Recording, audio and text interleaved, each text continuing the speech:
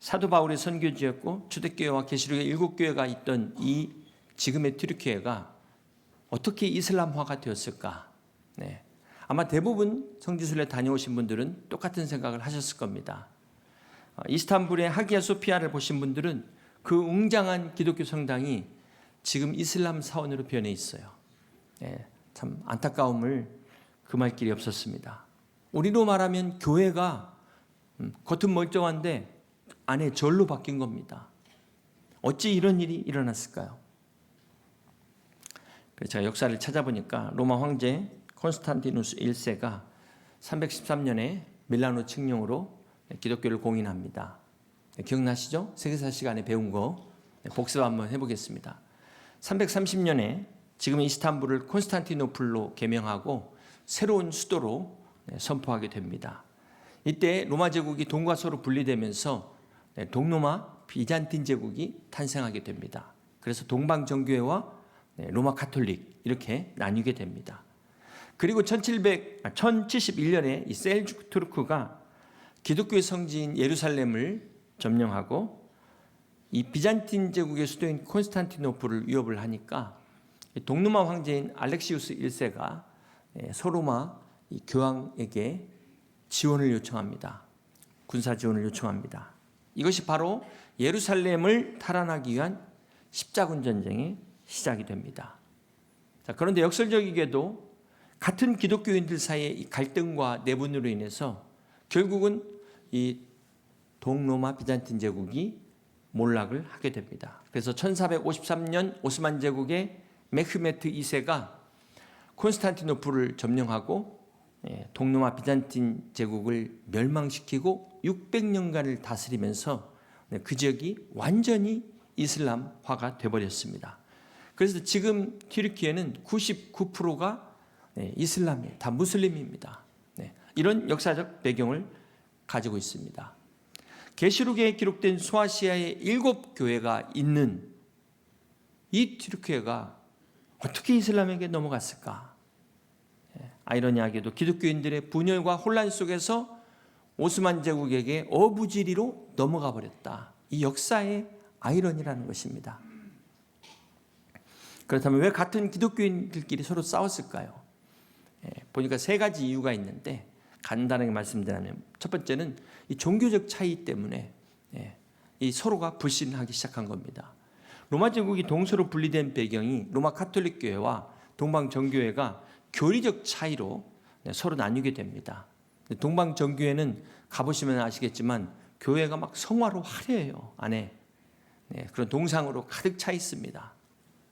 이 당시에는 문맹률이 높기 때문에 성경을 구하기도 어렵고 있어도 읽기가 어렵기 때문에 성화를 통해서 신앙을 교육시켰고 또 이것이 예배의 중요한 요소로 자리를 잡았습니다. 자, 그런데 반면에 로마 카톨릭에서는 이 성화나 눈에 보이는 동상은 이 우상화가 될 수가 있다. 그래서 이것을 반대하게 되죠. 이렇게 교리적 차이가 서로를 완전히 불신하게 만들어버렸습니다. 자, 이런 상황에서 셀주크 튀르크의 공격으로 이 비잔틴 황제 알렉시우스 1세가 교황 우르바노 2세에게 도움을 요청할 때 이 교황이 때는 이때다. 그래서 이 동로마 비잔틴을 자기 손 아래 두려는 정치적 야망을 드러내게 됩니다. 자, 여기에 경제적 이해까지 얽히는데요. 경제적 이해 관계까지 얽히게 되는데 이 당시 지중해 무역의 주도권을 놓고 이탈리아의 도시국가인 이 베네치아나 제네바 같은 이 사람들이 동로마 제국을 그냥 먹기 위해서 십자군을 이용하게 됩니다. 이것이 1204년 4차 십자군 전쟁 일어났을 때 같은 편인 지금의 이스탄불, 콘스탄티노플을 공략하게 되죠. 그래서 약탈하게 됩니다. 이 과정에서 지금의 하기야 소피아 성당을 포함한 도시의 보물들 이거를 무차별적으로 약탈한 거예요. 지금도 그 도굴의 흔적이 남아 있습니다. 이렇게 같은 편끼리 싸운 이 사건으로 동로마 비잔틴 제국이 급격하게 몰락했을 때 바로 1453년 오스만 제국이 함락시켜버립니다. 여러분, 이 튀르키예 역사가 주는 교훈이 뭘까요?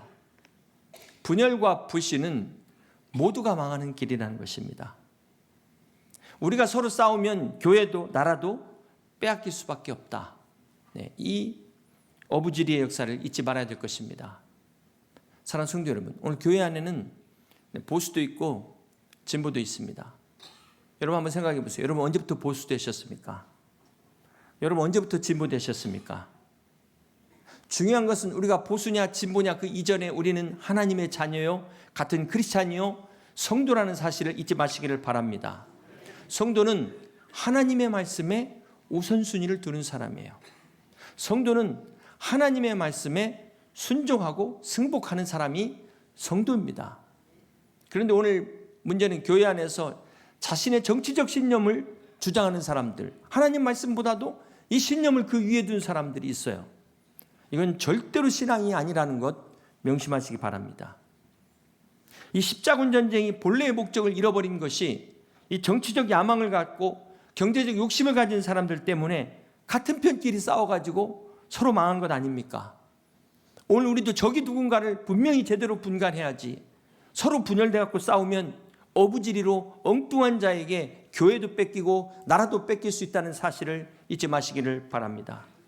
그러므로 에베소서 4장 3절은 평안에 매는 줄로 성령이 하나 되게 하신 것을 힘써 지키라 말씀하신 것처럼 오늘 그리스도 안에서 이 하나됨을 끝까지 지킬 수 있는 저와 여러분 다 되시기를 주님의 이름으로 축복합니다. 이렇게 초대교회와 계시록의 7교회가 무너진 역사적 배경을 살펴봤습니다. 그렇다면 더 중요한 결정적 이유가 있겠죠. 하나님의 관점에서 영적인 근본적인 이유는 무엇일까요?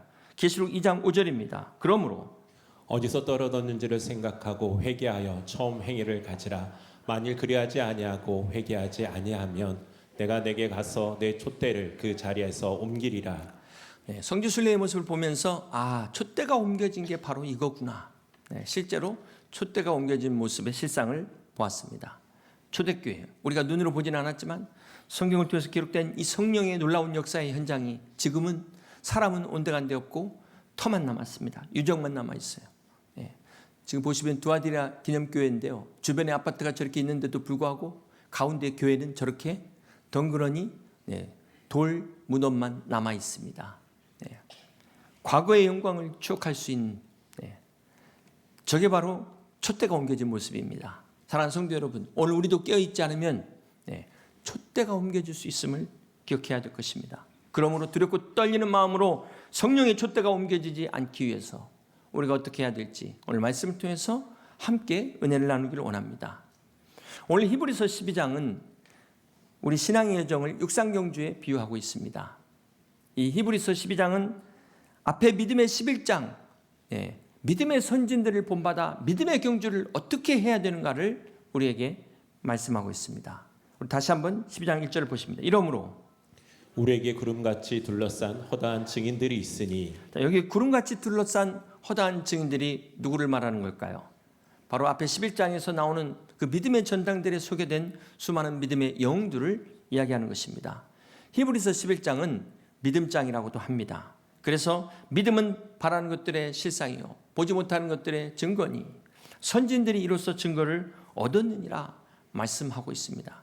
믿음의 사람은 이 땅에서 소원을 성취하는 사람이 아니라 이 땅에서 믿음으로 승리한 사람이라고 말씀하고 있습니다. 그러면서 믿음의 영웅들을 소개하면서 히브리서 11장 마지막에 보면 이렇게 이야기하고 있습니다.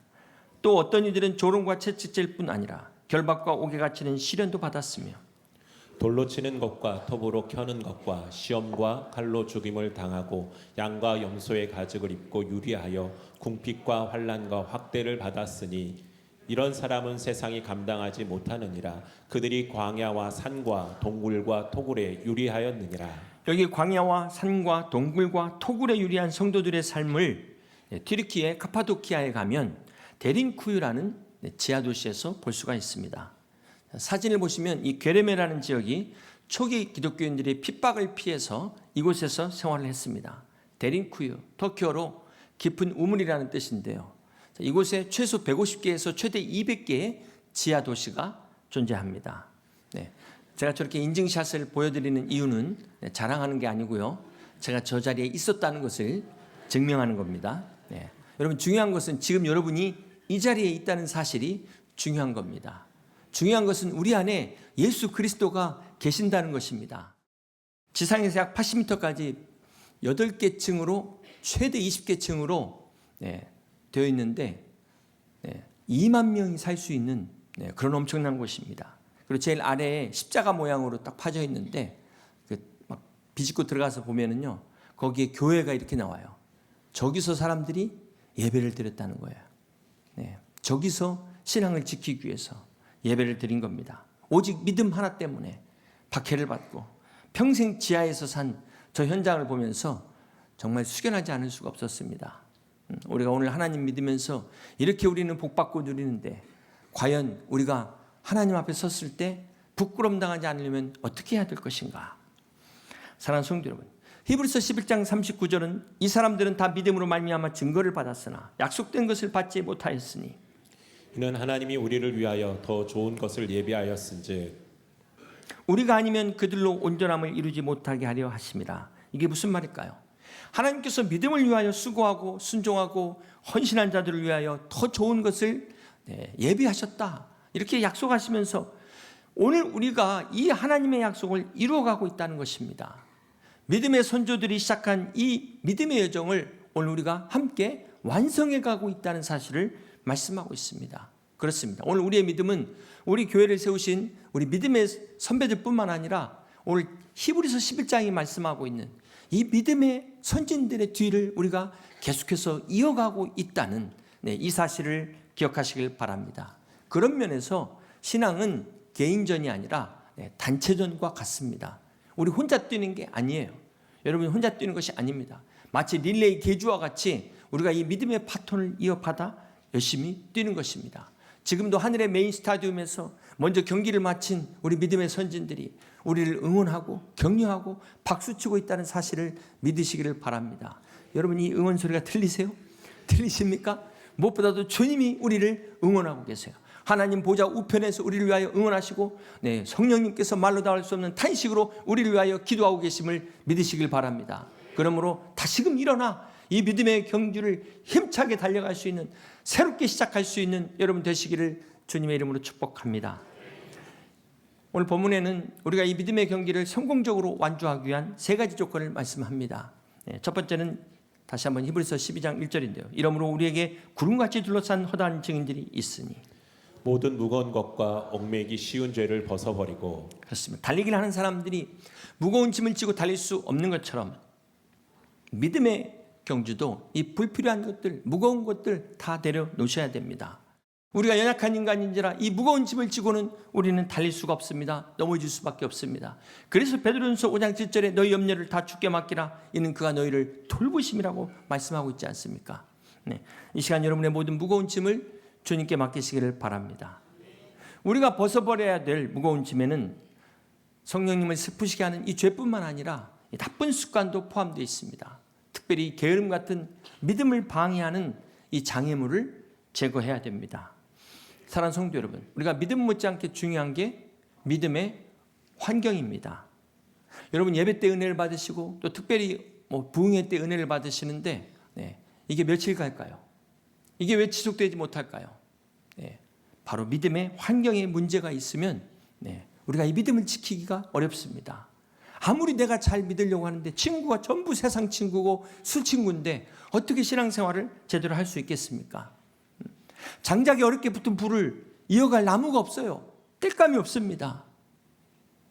오늘 하나님 나에게 은혜를 주시옵소서. 우리가 기도하면서 은혜를 받아야겠지만 이 은혜를 지켜갈 수 있는, 유지할 수 있는 믿음의 환경이 중요하다는 것입니다. 사랑하는 성도 여러분, 우리가 기억해야 될 것은 믿음은 은혜입니다. 하나님의 선물입니다. 그러나 이 하나님의 선물인 이 은혜를 지키기 위한 우리의 책임, 우리의 노력, 이게 필요한 거예요. 또한 얽매이기 쉬운 죄라는 것은 이게 꼭 나쁜 죄뿐만 아니라 하나님께 가까이 나아가는 것을 방해한다면 내가 아무리 사랑하는, 아무리 좋은 것도 죄가 될 수 있다는 사실을 잊지 말아야 될 것입니다. 그러지 않아도 힘든데 교회 와가지고 왜 자꾸 죄 얘기를 하냐? 여러분, 우리가 이 죄책감과 죄의식을 구분하셔야 돼요. 죄책감은 마귀가 주는 정죄감으로 우리를 넘어뜨리고 우리를 실패케 하고 우리를 완전히 무너뜨리기 위한 것이라면 이 죄의식은 우리가 하나님 앞에 나아가도록 우리가 하나님 말씀에 비추어 깨닫도록 축복받도록 하는 것이 바로 이 죄의식이라는 사실입니다. 이것은 성령의 역사예요. 그러므로 우리가 이 죄를 깨닫고 과감하게 이 죄를 내려놓고 버리고 하나님 앞에 회개하며 나갈 때 하나님이 주시는 이 은혜와 축복을 누리는 여러분 다 되시기를 주님의 이름으로 축복합니다. 그래서 오늘도 이 예수님의 십자가 붙들고 이 믿음의 경주, 어떤 경주? 회개의 경주를 열심히 끝까지 다시금 달려갈 수 있는 여러분 되시길 주님의 이름으로 축복합니다. 두 번째 경주를 성공적으로 완주하기 위한 조건은 계속해서 1절입니다. 이러므로 우리에게 구름같이 둘러싼 허다한 증인들이 있으니 모든 무거운 것과 얽매이기 쉬운 죄를 벗어버리고 인내로서 우리 앞에 당한 경주를 하며.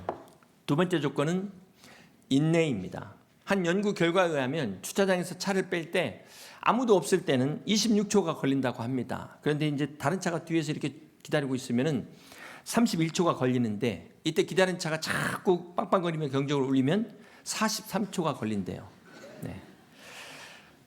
요즘 우리 교회 뒤쪽에 인도를 만들었는데 그러지 않아도 이 도로가 좁아지는데 거기다 또 차를 주차하니까 지금 더 복잡해졌어요. 아마 이 산부대 주차가 난리일 겁니다. 난리. 우리 주차위원으로 수고하시는 분들께 다시 한번 감사드리고 그분들 수고하시는 거 생각해서 잘 따라주시길 바랍니다. 그리고 정말 여러분이 교회를 사랑하신다면 여러분 중에 혹시 은혜 받으신 분은 또 2부 예배 오시면 좋을 것 같아요. 2부 예배. 아무튼 감동을 주시는 대로 하시길 바랍니다. 처음 오시는 분들을 위해서 이렇게 양보할 수 있는 그런 성숙한 믿음의 성도 되실 수 있기를 바랍니다. 이렇게 길은 좁은데 양쪽이 딱 만났는데 뭐 끝까지 안 비껴요. 누가 이기나 보자. 그건 인내가 아니고 여러분 나부터 나가겠다고 들이밀면 어떻게 되겠습니까? 참 오늘 이렇게 말씀을 전했는데도 오늘 주차장에서 혹시나 열받으시는 분 계시면 기도하시고 주여 인내를 주시옵소서 승리하시길 바랍니다. 적어도 이 오늘 들은 말씀 오늘만큼은 실천할 수 있는 여러분 되실 수 있기를 바랍니다. 인내가 영어로 patience인데요. 환자가 페이션트잖아요. 어원이 같습니다. 여러분 환자에게만 인내가 필요합니까? 인내는 우리 모두에게 필요합니다. 2016년 리우올림픽 마라톤 금메달리스트가 엘리우드 킵초게라는 사람이었는데 그 나중에 인터뷰하면서 이런 말을 했어요. 얼마나 힘들었던지 그 옆에 달리는 차를 보면서 그 바퀴 속에 들어가고 싶다. 그런데 그걸 인내해서 마침내 금메달을 받게 된 것입니다. 사랑하는 성도 여러분, 믿음의 경주는 단거리 경주가 아니라 마라톤 장거리입니다. 그래서 반드시 인내가 필요해요. 우리가 온전한 믿음이 있다 할지라도 인내하지 않으면 하나님의 뜻을 이루기 어렵습니다. 기도의 응답을 받을 수 없습니다. 신앙생활은 비행기 타고 훨훨 날아가는 것이 아니라 땀 흘리며 달리는 경주와 같은 것입니다. 이 믿음의 경주에 있어서 반드시 인내가 있어야 승리할 수 있다는 사실을 기억하시기 바랍니다. 산에서 조난당하는 경우에 그 조난당한 현장에서 죽는 경우는 드물다고 합니다. 대부분 이제 마을 가까이에서 이제 시체로 발견되는데요. 이제 그 마지막까지 희망을 포기하기 때문에 죽는다는 거예요. 그래서 산학 전문가들이 마지막이라고 느꼈을 때 그때 30분을 버티라는 거예요. 다 끝났다 싶었을 때, 더 이상 길이 없다 싶을 때 그때 한 걸음을 내디디라는 것입니다. 내디디라는 것. 여러분 계란이 자기 스스로 깨고 나오면 병아리가 되는데 남이 깨면 후라이가 되는 거예요. 그렇기 때문에 우리가 이 인내라는 것이 얼마나 중요한지 모릅니다. 근데 인내가 단지 그냥 참고 견디는 수동적인 것만이 인내가 아니라 한숨 쉬고 있는 것만이 막 버티는 것만이 인내가 아니라 우리가 구하는 것도 인내예요. 계속해서 구하는 겁니다. 하나님이 응답 주실 때까지 이 문이 닫혔으면 열린 문이 나올 때까지 찾는 것입니다. 두드리는 것입니다. 그러므로 여러분 구하고 찾고 두드리는 인내로 믿음의 경주를 승리하는 여러분 다 되시기를 주님의 이름으로 축복합니다. 세 번째 우리가 이 경주를 끝까지 완주하기 위해 필요한 조건은 히브리서 12장 2절입니다. 믿음의 주요 또 온전케 하시는 이인 예수를 바라보자. 우리가 이 달리기를 할 때 마라톤 선수가 결승점을 향해 달리잖아요. 이 목표를 알지 못하고 달리면 어떻게 되겠습니까? 아무리 빨리 달려도 방향이 틀리면 헛수고가 되는 것입니다. 마찬가지로 우리 인생에 있어서 네, 방향보다 중요한 것은 아니죠. 속도보다 중요한 것은 방향입니다. 네, 네, 제대로 잘 들으시기 바랍니다. 네, 제가 거꾸로 얘기해도 여러분 잘 들으시면 되겠습니다. 히브리서 12장 2절에 믿음의 주여 또 온전하게 하신 이 예수를 바라보자. 우리가 바라봐야 될 목표가 뭐라고요? 예수 그리스도. 우리의 결승점이 어디입니까? 예수 그리스도. 예수 그리스도만이 우리의 진정한 목표이요 소망인 것을 믿으시기를 바랍니다. 근데 간혹 이 경주할 때 우리가 옆에 보다가 스텝이 꼬여가지고 또 다른 거 보다가 넘어지는 경우가 있어요. 우리가 바라봐야 될 것은 옆에 있는 사람이 아니에요. 옆에 있는 김 집사, 이 집사, 박 집사를 보는 것이 아니라 우리는 주님만을 바라봐야 되는 것입니다. 어떤 사람은 히브리서 11장에 나오는 믿음의 영웅들, 막 허다한 하늘의 구름 같은 증인들 보다가 정작 예수님을 놓쳐버리는 경우가 있어요. 이 증인들, 그들 똑같은 우리와 같은 믿음의 사람들이었습니다. 먼저 예수 그리스도를 따르는 사람들이었어요. 우리가 바라봐야 될 것은 이 사람이 아니라 돌림없는 방백이 아니라 오직 예수 그리스도만을 바라보는 저와 여러분 되시기를 주님의 이름으로 축복합니다. 마태복음 14장에 보면 폭풍이 몰아치는 밤 사경, 새벽 3시부터 6시경 사이에 우리 예수님께서 바다 위를 걸어 제자들에게 다가오십니다. 이때 배에 탄 제자들이 막 유령을 본 줄 알고 깜짝 놀라 당황하는데 주님인 것을 알아본 베드로가 이때 주님에게 주여 만일 주님이시거든 나를 명하사 무리로 오라 하소서 이렇게 요청합니다. 이에 주님께서 오라고 말씀하시니까 베드로가 즉시 배에서 뛰어내려 무리를 걷기 시작합니다. 한 걸음 한 걸음 이렇게 무리를 걷기 시작했을 때 갑자기 제정신이 들어와요. 그 순간 이 밑에 바다를 보고 또 옆에 풍랑을 보면서 이 베드로가 두려운 마음이 들어오면서 빠지기 시작합니다. 겁에 질린 베드로가 주여 나를 구원하소서. 그러자 주님이 즉시 베드로의 손을 잡아 붙잡으시면서 이렇게 말씀하셨습니다. 믿음이 작은 자여 왜 의심하였느냐. 사랑하는 성도 여러분, 오늘 우리가 예수님을 바라보면은 우리도 무리를 걸을 수 있음을 믿으시길 바랍니다. 예수님을 바라보며 나가면 우리가 불가능하다고 생각한 그 모든 일들 하나님께서 가능하게 하실 줄 믿으시길 바랍니다. 문제는 우리가 예수님을 바라봤다가 세상을 바라보는 거예요. 우리가 예수님을 바라봤다가 우리의 현재 문제만을 바라보고 어려운 상황을 바라보고 남을 바라보다 보니까 남들이 한 얘기 바라보다 보니까 두려움에 빠지게 되는 것입니다. 그러다가 진짜 빠지는 겁니다. 그러므로 우리는 예수님만 바라봐야 합니다. 우리의 시선을 예수님께 돌려서 주님만을 바라보는 여러분 되시기를 바랍니다. 왜 주님만을 바라봐야 되냐면요, 우리는 예수님과 세상을 동시에 볼 수 없어요. 세상을 보면서 예수님을 동시에 볼 수 없기 때문에 그렇습니다. 그래서 달리는 경주에게 이 눈가린 길에서 전방만을 보도록 한 것처럼 우리가 예수님만을 바라봐야 되는 것입니다. 또한 우리 믿음의 사람들에게 있어서 예수님을 바라보는 게 이게 진짜 복이라는 거예요. 하나님을 가까이 함이 내게 복이라 다윗이 그렇게 고백했던 것처럼 우리가 예수님을 바라볼 수 있는 게 특권이라는 사실을 믿으시길 바랍니다. 예수님 자체가 우리에게 보상이요 상이라는 사실을 잊지 마시기를 바랍니다. 그러므로 모든 방해물과 무거운 짐을 벗어버리고 오직 예수 그리스도만을 바라보고 우리에게 주어진 이 회개의 경주, 인내의 경주, 소망의 경주를 끝까지 달려가는 여러분 되시기를 주님의 이름으로 축복합니다. 이제 말씀을 정리합니다. 사랑하는 성도 여러분, 인생이 뭐냐고 물으신다면 믿음의 경주라고 말하겠습니다. 이 경주의 마지막에는 상이 있다고 주님이 말씀하셨어요. 디모데후서 4장 7절입니다. 나는 선한 싸움을 싸우고 나의 달려갈 길을 마치고 믿음을 지켰으니 이제 후로는 나를 위하여 의의 면류관이 예비되었으므로 주 곧 의로우신 재판장이 그날에 내게 주실 것이며 내게만 아니라 주의 나타나심을 사모하는 모든 자에게도니라. 그렇습니다. 이 믿음의 면류관을 사도 바울뿐만 아니라 오늘 믿음의 경주를 달리고 있는 우리 모두에게 하나님께서 약속해 주셨습니다. 야고보서 1장 12절 시험을 찾는 자는 복이 있나니 이는 시련을 견뎌낸 자가 주께서 자기를 사랑하는 자들에게 약속하신 생명의 면류관을 얻을 것이기 때문이라.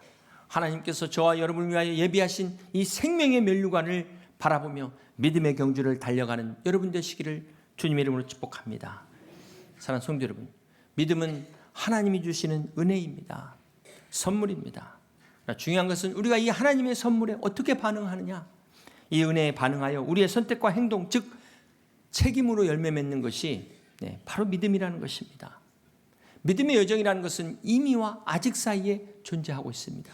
이미 우리가 이루어진 이 구원을 가지고 아직 완성되지 않은 이 거룩함을 향하여 달려가는 경주가 믿음이라는 것입니다.